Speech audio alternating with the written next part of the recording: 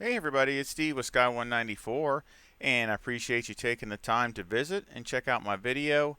And we are here at Donington Park and doing something a little different for me for sure. I haven't driven or messed with the GT4 cars in way too long, and and actually the Chevy Camaro is probably one of my favorites in the GT4 cars. I love the sound of it. It sounds awesome. Drives really nice. And I had to ask for a setup for it for Donington Park, I guess. Stu asked for a setup. He wondered if I could do one, and I mean, I'll try and see if it's any good. It seems pretty good, but again, I'm not real sure what the competitive times are there. So, but it feels good and it reacts nice, and we'll go over a few laps and go over the setup, and of course I'll leave the link to the setup in the description. So let's get it started.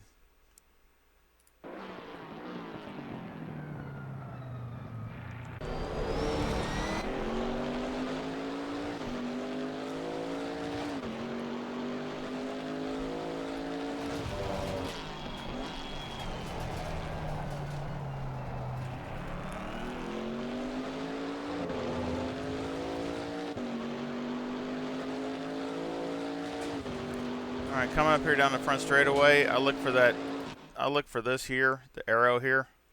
That's what I'm looking for. And as soon as you pass it, of course, I kind of like I do in the GT3 cars. I'm over here, basically right hugging this line over here, right close to it, getting as much angle as I can.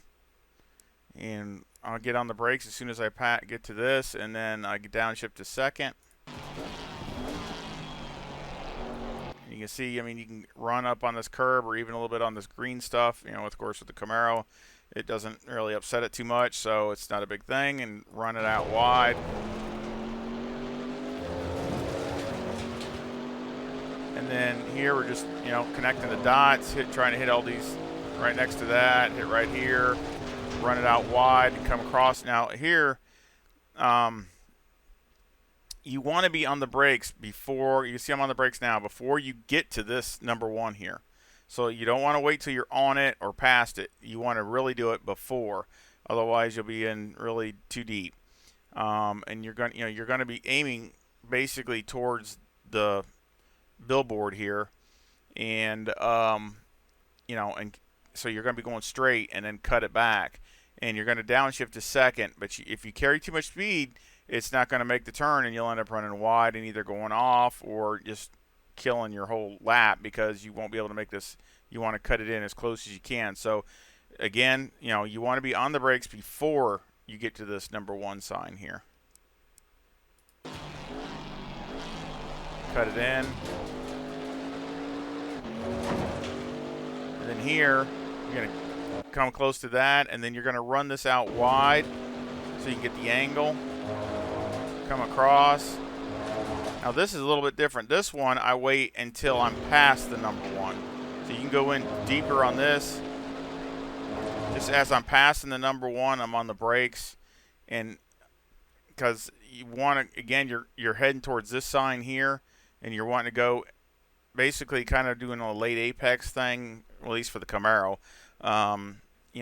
As late as you can when it still make the turn, because that way, even though you can with this car run over and hit that bump that's right there, and it does upset it, but unlike a GT3 car, it won't wreck it.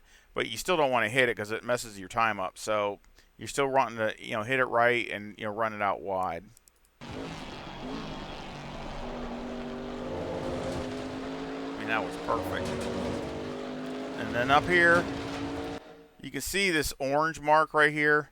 This is really hard to judge, and usually as I'm passing that, it's a judgment call, but as soon as I'm passing this area right here, then I'm on the brakes and downshift to second and just go through here since it's kind of a blind right-hander. And then just, feed in the gas, let it run wide a little bit if you need to.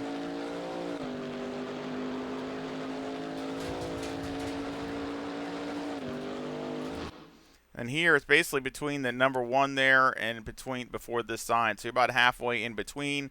I mean, you could look over here and basically the orange here on the left. So basically when you're coming up to that, that's a good brake marker either way. So in between there, or you can use this orange, and you're going to downshift to second, and then, you know, basically cut it through and accelerate through the foggy S's. Right through there. And come up through here. Come down here, and basically it's the same thing between about halfway.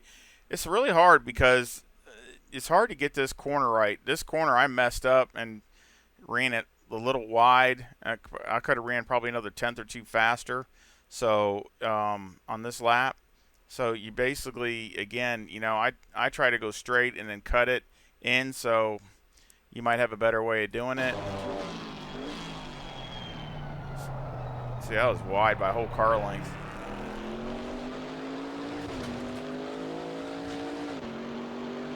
And then here, I basically use this mark. You got the orange on the fence, or I use basically before I'm coming to the end of this curbing here.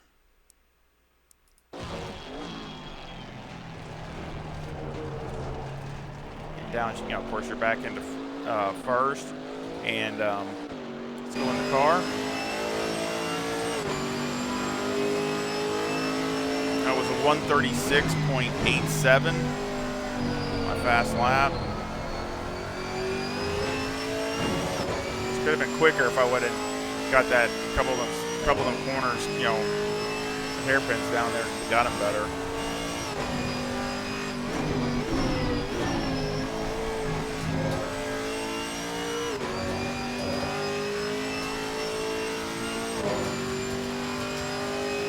Sounds awesome.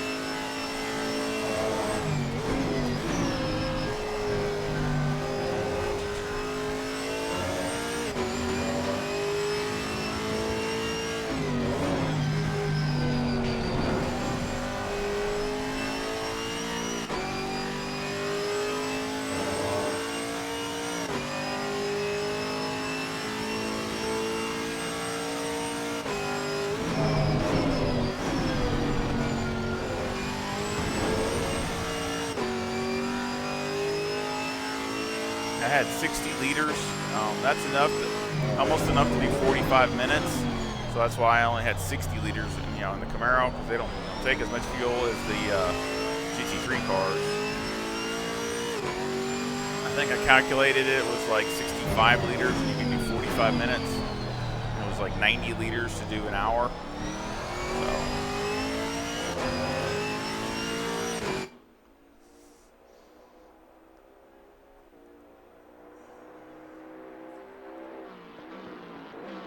And that was a 137.03. Decent for me. I mean, I'm sure I could do maybe a little better with some more practice. Let's go to the last lap.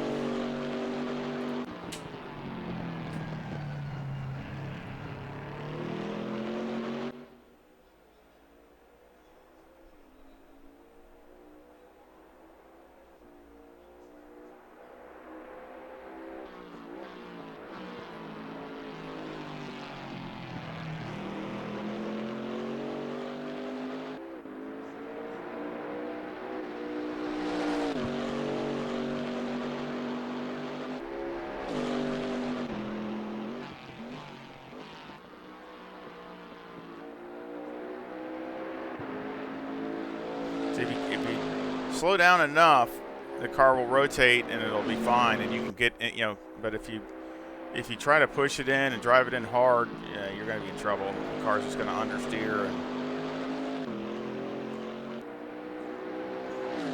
not go anywhere.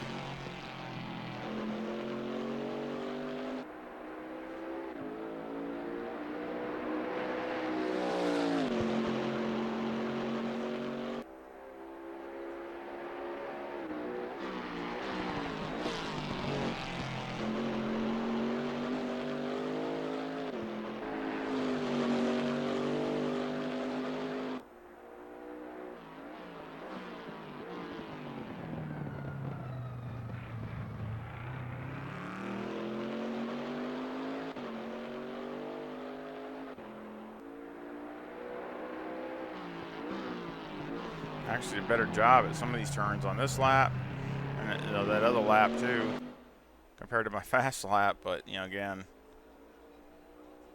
so putting all the turns together, and that was the last lap of the 15 minutes. This is a 15-minute stint. That was a 137.29. So again, you know, not real bad for the end of the 15 minutes. Let's go check out the setup. Got 23.2 on the left front and left rear, and 23.8 on the right front and right rear. The toe is negative 0.05, with the camber at negative 3.8 and the caster at 7.1. On the rear, the toe is 0.1 with the camber at negative 3. And of course, you can't adjust the caster. That's unadjustable. As you can see, won't go anywhere. So you're very limited to what you can do as far as adjustments. But electronics are 1 and 2 and 1. Fuel, I had 60 liters with the number 1 brake pads, and that's the tire set I had on there for the 30 minutes. You can see the wear is pretty even. It's pretty close. Nothing really far away. There's no graining, no blistering, no nothing for the 15 minutes. Mechanical got 1 on the anti-roll bar, 54 on the brake bias. Steering ratio is 15. The springs on the front are 184,320 with a 300 bump stop rate. And on the rear, the springs are 102,000 with a 300 bump stop rate. And of course, you can't adjust any of these bump stop ranges. They're all 0. Anti-roll bar is 2, maxed out, and the preload on the diff is 40. The shocks are 12 and 12 on the front, and on the rear, they're 12 and 15. Rebound, I got in the front, it's all the way down at 115, and the rear is 128 with a rear wing of 2, and the brake ducts are 4 and 3. And of course, they don't show any aero variation because there's not as much aero on these GT4 cars as the GT3, so they don't have any of that down there. So again, it's just pretty much, you know, going what we feel. But of course, like I said, I made this a setup, and I will put this link in the description. And let me, you know, any comment or feedback is appreciated. I mean, let me know, try it out, see what you think, or it's okay, or garbage, or what. You know, I'm not really sure. I mean, just kind of ballpark on the time. So I'm, you know, thinking it's decent, but I'm not sure. Maybe, you know, they're going a lot faster than that in multiplayer. I don't know. So I do appreciate it, and I hope you give me a thumbs up and subscribe if you haven't subscribed, and to support the channel, and I really would appreciate it. And I sure hope you come back and you visit really soon. You all take care. See ya.